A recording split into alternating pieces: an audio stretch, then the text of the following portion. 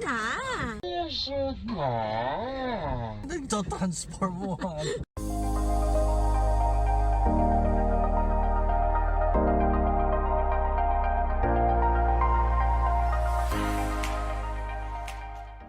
Hello guys! Hello, konnichiwa. Welcome back to KJ in JP.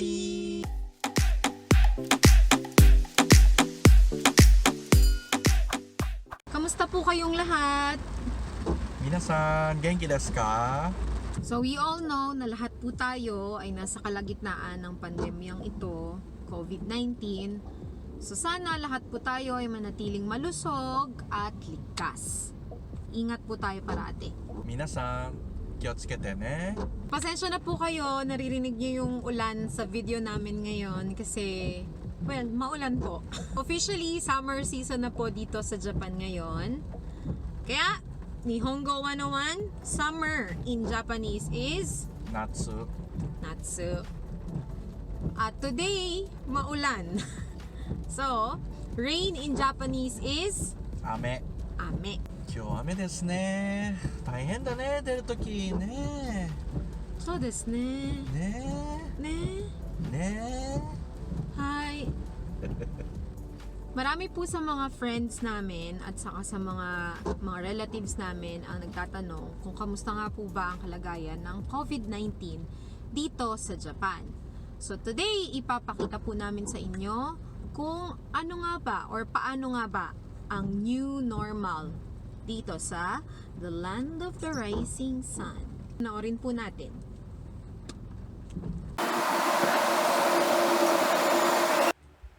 Bago po namin pakita yung new normal, kwentuhan po muna namin kayo ng konti tungkol sa nakaraang state of emergency sa Japan. So, here in Japan, there was no lockdown imposed. So, wala pong lockdown na naganap dito. Kasi, against po yun sa constitution nila. They only declared state of emergency, or in Japanese, Kinkyu Jitai Sengen. noong April 7, sa ilang prefectures. Pero nationwide, it was declared on the 16th of April. So, during the state of emergency declared by the Prime Minister of Japan, everyone was encouraged lang po, not imposed, not to go out if not necessary. So, if you need to go out, pwede pa din naman. Hindi ka uhulihin, walang checkpoints, hindi ka paparusahan dahil wala po iyon sa batas ng Japan. Unlike po sa atin. So, even during sa state of emergency, malaya ka pa din gawin ang gusto mo, pumasok sa work, mamili ng stuff, at iba pa. So, wala kang makikita mga pulis sa mga bawat kanto or bawat city boundaries. Pero, yung mga establishments like malls, restaurants, ano pa ba? Basta yung mga yon were either closed or operating in reduced hours. Yung mga tourist spots were really closed. Yung mga Disneyland, USJ, tsaka yung mga tourist areas, they were closed to discourage people na mamasyal. It was spring, so usually lalabas yung mga tao para maghanami. Pero merong mga parks dito sa Japan na tinanggal nila, binunot nila yung mga flowers nila para hindi mag-flock yung mga tao to see those, flowers and stuff. First time namin hindi nakapaghanami. Kasi, yun nga, hindi safe. Favorite ko pa naman yun. Transportations were still working as usual. Some companies had their employees work from home, or what we call it in Japanese as telework, terewaku. Terewaku. Yeah, some did not. Well, Yun nga po. So, merong mga companies na nagpa-work from home, kagaya ng mga companies namin. Pero meron pa rin na pumapasok pa rin sila as usual, even may state of emergency. But schools were closed even before the declaration of state of emergency. If I'm not mistaken, I think in the beginning of March, wala nang pasok yung mga bata, wala na silang school. No international flights din po, except dun sa mga repatriation flights, and until now, closed borders pa rin in Japan. Though may mga domestic flights naman na. So, churches and temples were closed and anything na pwedeng mag-accommodate ng maraming tao. Wala din pong restrictions sa mga hospitals, though again, encouraged na huwag magsama ng hindi pasyente. So, yun. Finally, last May 21st, na-lift na po yung state of emergency dito sa Osaka. And end of May, so May 31st, nationwide. Though may mga cases pa din po. Transportations such as trains, buses, taxis, at iba pa are working as usual. Hindi naman po sila huminto even during the state of emergency. Back to work na din po ang mga tao, including us, but as you can see in this video, walang social distancing inside the trains, lalo na kapag peak hours.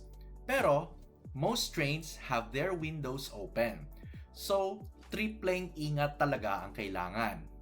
On the other hand, mas okay na sigurong may transpo kesa naman walang masakyan. Pinas. Back to school na din po ang mga estudyante after 2 months of suspension. Though in the beginning, they were only having 3 hours per day and divided ang each class into 2 groups. Pero since this week, back to regular hours na din sila.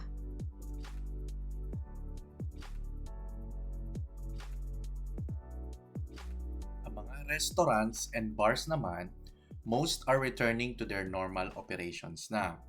Some have removed already yung social distancing policy nila sa seats. So, as in, same as before na, while others still retain the policy. During the state of emergency, closed ang mga malls except for their supermarkets.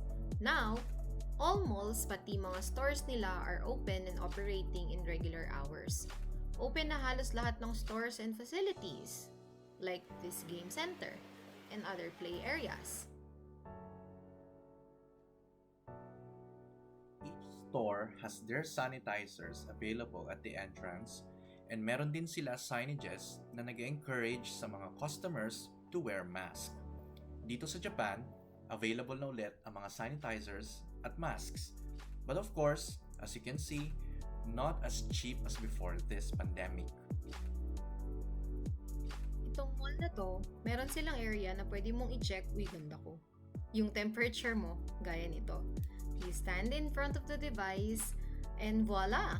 Na-check mo na. So, di lahat may ganito.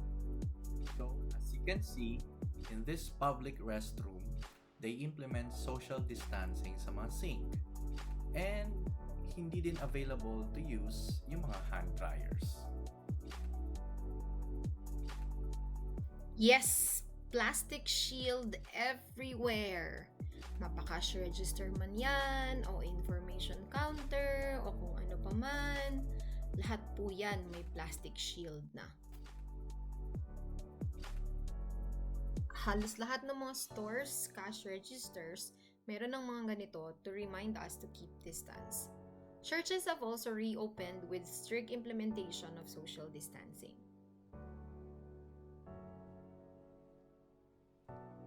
And this is Kansai Airport, the main international gateway for Osaka Prefecture. What used to be teeming with tourists and staff is now like this.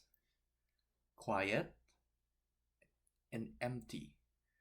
Sometimes eerie. Let me walk you through this airport, which have been my second home for many years.